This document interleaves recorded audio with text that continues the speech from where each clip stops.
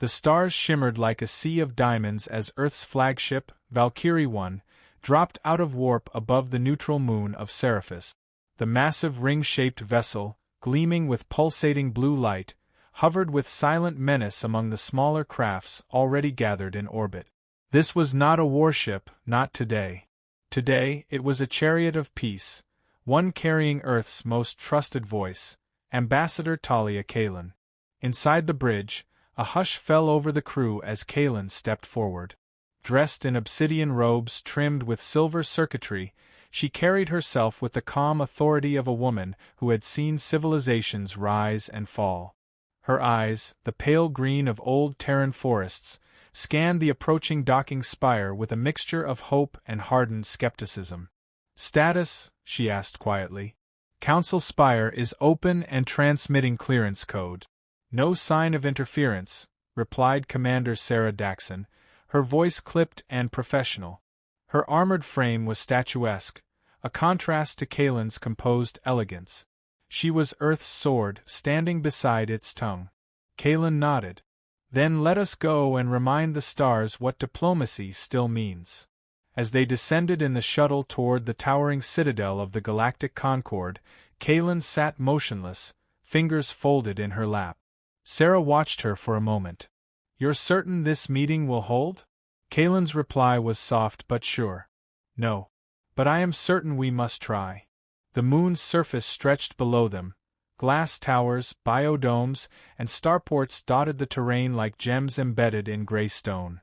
Within the central council chamber, alien dignitaries gathered, some regal, some grotesque, others unreadable. At the far end stood Supreme Vrax of the Zalcor Dominion, a towering figure sheathed in molten black armor, his many eyes gleaming like bloodied rubies. Kalin approached the central dais. Her speech was brief but potent, woven with ancient Terran poetry and modern clarity. She spoke of unity, of rebuilding the damaged trust between Earth and the Concord after the recent trade skirmishes. And as her words drifted into silence, a ripple of hesitant applause followed. The seeds of peace, perhaps, had been planted. Afterward, during the formal banquet under Seriphus's artificial sky, Kalin stood alone for a moment, gazing at the simulated nebula drifting above. Sarah approached, scanning the crowd with practiced suspicion. "They smile too easily," she muttered, "especially Vrax." Kalin offered a ghost of a smile. "He smiles like a man watching the sea drown his enemies. But he listens. That is enough for now." Before Sarah could respond, the lights dimmed slightly, standard atmospheric shift for the feast's main course. And in that moment, a sharp whine pierced the air. Kalin's expression froze. A heartbeat later, the upper dome shattered. The sound was surreal, like glass screaming. A beam of violet light shot through the room. Kalin's body jerked once, then collapsed to the ground, her robes blooming red. Screams erupted. Panic surged like fire in dry grass. Security barriers snapped into place too late, and chaos reigned. Sarah was already moving, her sidearm drawn. She reached Kalin in seconds, falling to her knees. Blood pooled around the ambassador's still form. Her eyes, dimming now, met Sarah's. "Don't let them turn this into hate," Kalin whispered. Then she was gone. Sarah rose, face carved from stone. Around her, Concord guards detained Earth's delegation. The Zalcor stood still, unmoving, unreadable. Vrax's eyes locked with hers. Cold. Dismissive. Triumphant? She didn't wait for permission. She tore through the barricade with calculated fury, shoving aside diplomats and warriors alike. The pilot met her at the shuttle. No words. Just fear. Just obedience. By the time Valkyrie 1 received her transmission, Earth's entire delegation, save Kalin, was off Seriphus. Within 12 standard hours, Earth's communication networks were ablaze. Video footage of the assassination, distorted and shadowy, flooded the feeds. Conspiracy theories ignited like kindling. Official Concord channels insisted on neutrality until the investigation was complete. But Earth's people did not wait. In Unity Spire on Earth, President Kale Tyvan addressed a mourning world. He stood flanked by the planetary flag and the steel-black banners of Earth's interstellar fleet. "They murdered her," he said, voice raw but steady. "They murdered a voice of peace in the house of diplomacy. We do not know who pulled the trigger, but we know whose shadow cloaked it." The Zalcor. Public fury followed like a tsunami. Across Earth and its colonies, protests erupted. Some called for reason, others for retribution. But in the war chambers below the presidential hall, decisions were already forming in darker silence. Admiral Cale, a stoic tactician with a reputation for swift action, stood before the assembled council of military and intelligence leaders. Holograms of the Zalcor fleet shimmered above the table, blinking red in strategic patterns. "Our allies are fractured. The Concorde is paralyzed. The Zalcor smell weakness." He paused, then continued. "Operation Final Horizon will begin in 48 hours. We strike first. We strike deep. Let the galaxy know, Earth mourns, but Earth will never kneel." Sarah, newly reinstated as lead combat strategist, stood silently at the edge of the chamber. Her gaze was distant, her fists clenched at her sides. She had sworn to protect Kalen. She had failed. Now, she would answer with fire. Outside, above the blue curve of Earth, the great ring of Valkyrie 1 gleamed in the night sky, no longer a vessel of peace, but a sword unsheathed. The stars had listened. And they were silent. The war began not with a declaration, but with a silence, long and deliberate, after Earth sent its final message to the Concorde: "Justice will be ours." No reply came. In the void above Europa's orbit, Earth's fleet began to form like storm clouds gathering at the edge of a dying sky. Ships of every class drifted into formation: dreadnoughts, carriers, corvettes, and the prototype vessel Eclipse, its circular frame pulsing with barely contained energy. Commander Sarah Daxon stood alone in the observation dome, watching the war machine assemble. Her reflection in the glass looked older, harder. Grief had sharpened her. Beneath her, thousands of soldiers trained, fueled by vengeance and uncertainty. But it was the civilians back home that haunted her, those who wept for Kalen, for peace lost, for sons and daughters now climbing into cockpits with eyes too young for death. The door hissed open behind her.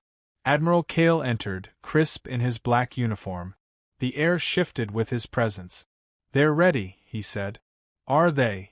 Sarah didn't turn. "As ready as anyone can be before a slaughter." She exhaled slowly. She wouldn't have wanted this. "No," Cale replied. "But they killed her anyway." The first target was a Zalcor relay station orbiting Elner 3, a hub known more for its encrypted transmissions than its military significance. The strike was meant to be symbolic. The fleet jumped in, struck fast, and was gone before the Zalcor fleet could fully mobilize. But the relay wasn't empty. It was shielded, armed. Worse, it housed a civilian transport ship tethered to the station's spine. The attack killed thousands. The footage leaked before Earth could contain it.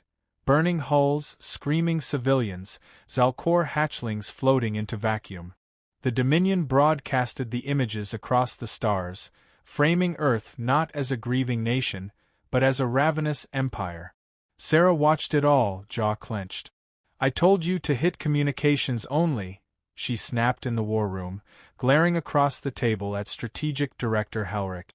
"They parked civilians next to their military infrastructure. It was calculated," he argued. "And now so are they." The next blow came swiftly.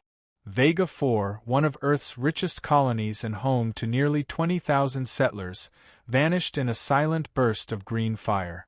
Zalcor biodrones, carrying engineered pathogens and plasma cores, rained from orbit. The colony's defense grid was overwhelmed in minutes. There were no survivors. The attack was surgical, precise, vengeful. President Tyvan's address was no longer a call for justice. It was a funeral dirge wrapped in fury. Across Earth, enlistment tripled. Anti-Zalcor sentiment turned to mania. Sarah saw the way civilians looked at alien allies with suspicion now, even those who had stood beside humanity for decades. They were losing more than lives.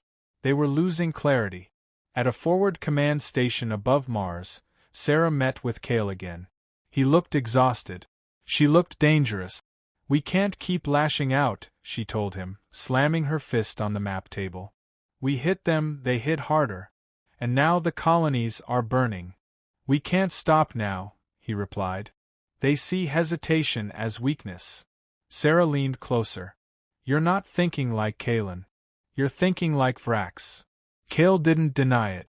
That night, Sarah visited the Eclipse's engineering deck. The ship was still being refitted after the first engagement, its hull scorched but intact.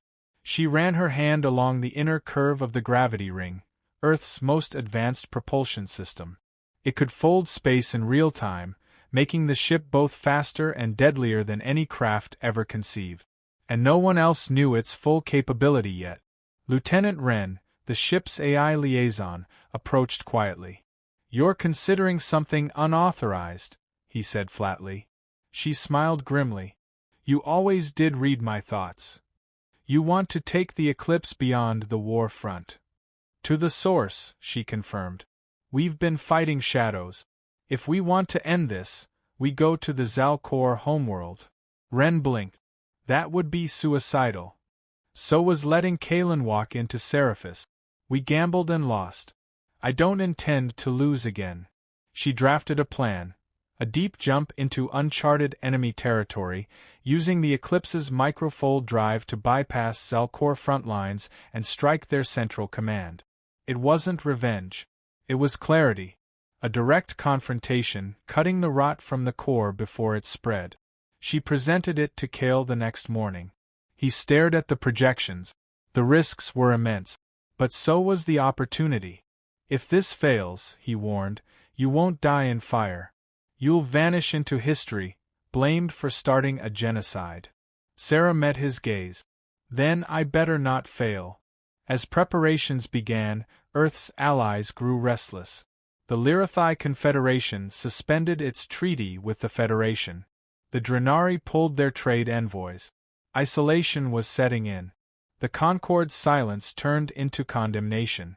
Sarah stood again at the edge of war, this time inside the belly of a beast born for vengeance. Around her, the Eclipse's crew ran final check. In their eyes she saw fear, but also something harder, brighter. Conviction.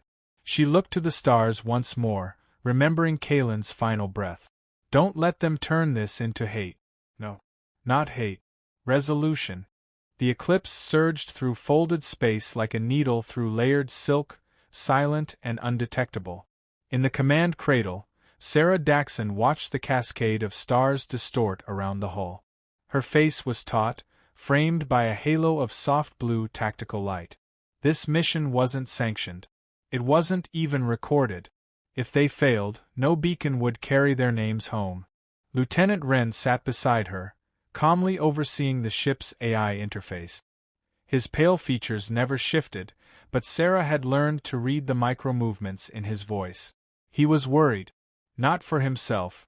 He was half-synthetic, bred for cold calculus, but for her. "We're approaching the perimeter of Zalcor space," he said. "I've already detected 5 relay nodes. Their net is tighter than anticipated. Can we slip through? Not cleanly. But with calculated disruption, yes. We'll appear as background distortion in the edge spectrum band. It will buy us minutes, not hours. Minutes will be enough." The bridge crew was quiet, focused. These were the few who had volunteered, some idealists, some driven by grief, all loyal. They had crossed half a galaxy under a veil of secrecy for one chance to drive a blade into the heart of the storm. Now that blade trembled on the edge of release. Below the command deck, in the Eclipse's strike hangar, Lieutenant Amira Solari ran final diagnostics on the planetary assault pod. Young, volatile, and unervingly precise, she had once trained for diplomatic extraction missions.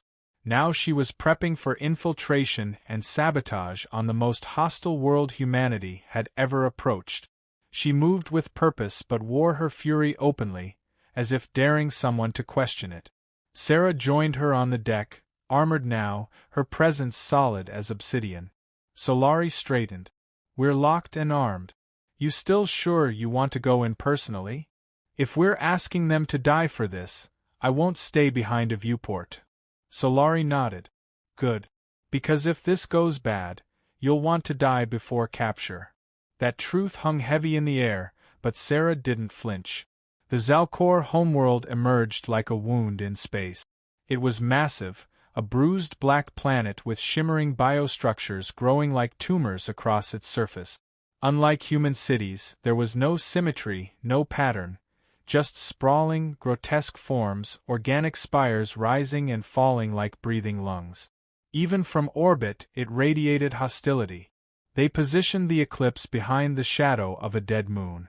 Ren activated the optical suppression grid, reducing their profile to the size of drifting space debris. They had one shot. Sarah led the away team, 8 soldiers, all hand-picked, down in stealth capsules. They fell like meteors, silent and unseen, toward the outer hive compound where intelligence predicted the Zalcor war directive was generated. It wasn't a command center in the human sense. It was biological, integrated into the planet's neural crust, a kind of sentient hive mind processor that whispered war into the ears of its generals. Their descent was brutal. The atmosphere clawed at them with electromagnetic storms. One capsule was lost. No time to grieve. The rest smashed into the alien soil like fists. The landscape was grotesque. Flesh-like terrain, exhaling gases in bursts, with glowing tendrils that retreated at their footsteps. The air reeked of minerals and blood. Every step forward felt like walking into a living creature's throat. Inside the hive perimeter, automated drones pulsed through bioluminescent tunnels. Their forms were amorphous, some slithering, others gliding on translucent wings. Solari took point, her plasma rifle humming low. The team advanced in silence, hearts pounding in synchronized rhythm. Then, the whisper came. Sarah halted mid-step. A voice, not heard, but felt, pressed against her mind like fingers through fabric. It wasn't language. It was emotion. Pity, curiosity, and disdain. They know, she murmured. The walls shivered, peeling apart like wet leaves.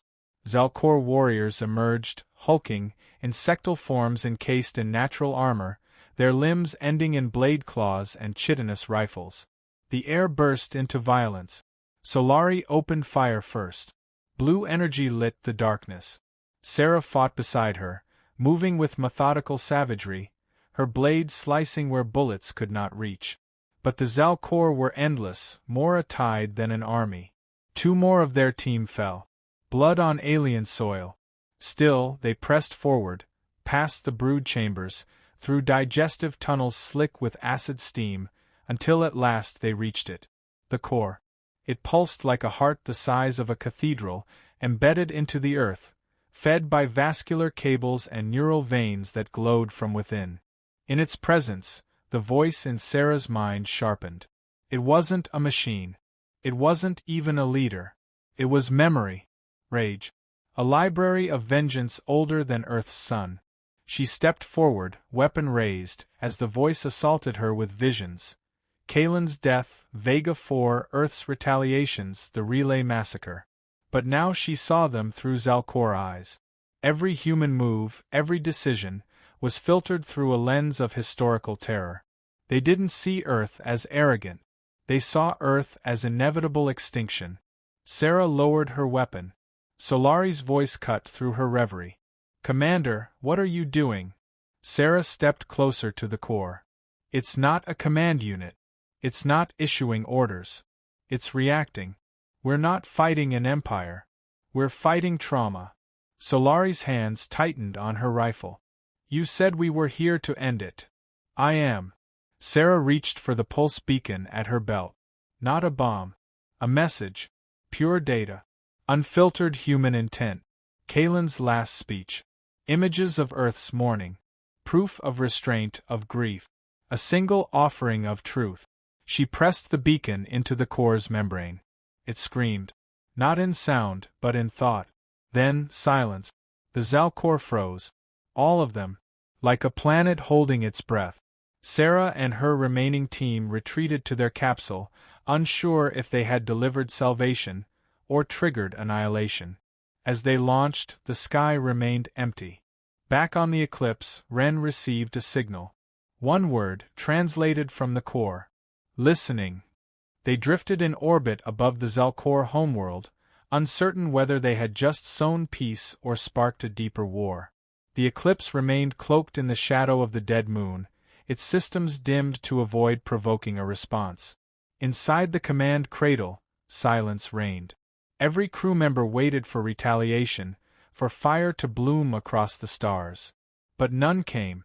Sarah Daxon stood alone before the tactical display, arms folded tightly, watching the static image of the alien planet below. Her body bore bruises and burns from the infiltration, but her mind throbbed with something deeper, possibility. The core hadn't struck back. Instead, it had spoken. That single word, listening, echoed louder than any cannon fire. Ren entered quietly, holding a datapad. The signal's consistent. It's not broadcasting commands. It's receiving. Sarah turned, her face unreadable. Has it responded again? No. But it hasn't alerted their fleets either. That alone is unprecedented. She looked past him, toward the viewport that framed the distant starfield. They're waiting. So are we. The bridge lights dimmed as power was redirected to long-range monitoring systems. They didn't speak of going home. Not yet. The ship's communications remained sealed, transmissions shielded. Even Earth didn't know they were still alive. The crew lived moment to moment, suspended between two fates, war and something else. Something harder to define. In the barracks, Solari sat with her head bowed, arms draped over her knees. Her hands trembled, subtle but persistent. The others noticed but said nothing. They were all unraveling slowly in the stillness. War had given them purpose. Now the absence of violence left them adrift. Sarah visited her late in the cycle. Anything changed down there? Solari asked without looking up. No, Sarah replied. They're planning something. They're just better at hiding it than we are. Maybe. Or maybe the core was telling the truth. Solari scoffed. Truth? From something that speaks in thoughts and screams in silence. They didn't kill us when they could have. That's a start. They didn't have to. They already broke us. Sarah didn't argue. The war had bled into every part of them. Their mission, and what was left of it, was no longer about attack or defense. It was about understanding a threat they had never truly seen. And that required a new weapon, patience. Then, without warning, the core reached out. Not with weapons or ships, but with images. A stream of thoughts pulsed into the Eclipse's quantum receivers, untranslated, raw. Ren scrambled to decode them. He called Sarah to the data chamber, his voice unsteady for the first time. It's a request, he said. They want to speak. Directly. Through a construct. A figure formed in the chamber's hard light emitter. Humanoid in shape, but textured with alien symmetry. Slick bioluminescent skin, segmented limbs, a face both familiar and wrong. It flickered once, stabilizing. Then it spoke, its voice layered with tones. You came. Knowing death. Knowing consequence. Sarah faced it. We came to end the killing. Or to die trying. The construct tilted its head. You strike like fire. Then offer water. You killed our ambassador. We demanded justice. She entered the core. She asked questions that peeled ancient wounds. She touched memory we swore never to relive. Sarah's breath caught. You're saying she triggered something? She awakened mourning. Rage. But also understanding. She died not as enemy. As catalyst. Ren observed silently, absorbing every nuance. The Zalkor were not machines. Nor monsters. They were scarred, millennia-old trauma encoded into every instinct. Sarah stepped forward. So what now? Do we keep killing until there's nothing left? Or can this end? The construct's light dimmed briefly, as if in thought. There is a choice. The core can silence the hives. Withdraw. But the cost is memory. It will forget Kalen. Forget this encounter. You will become shadow. And in time, perhaps, enemy again. Sarah clenched her fists. You want us to accept peace based on forgetting what brought us here? We remember. And thus we fight. Perhaps forgetting is survival. No, Sarah said firmly. Not forgetting. Understanding. Let us take the truth back to Earth. Let them see what Kalen saw. What I saw. We build peace on memory, not in spite of it. The construct stared at her for a long moment, then slowly dissolved. Silence returned. 2 days passed. The eclipse waited. Then a corridor opened in the stars. A path home. Not a trap. A gift. Sarah stood on the bridge as the stars realigned, the jump coordinates pulsing softly before her. The core had granted them passage and permission. Solari approached, tired but steady. So, we leave. We leave. And we tell them everything. Even if they don't believe it? Especially if they don't.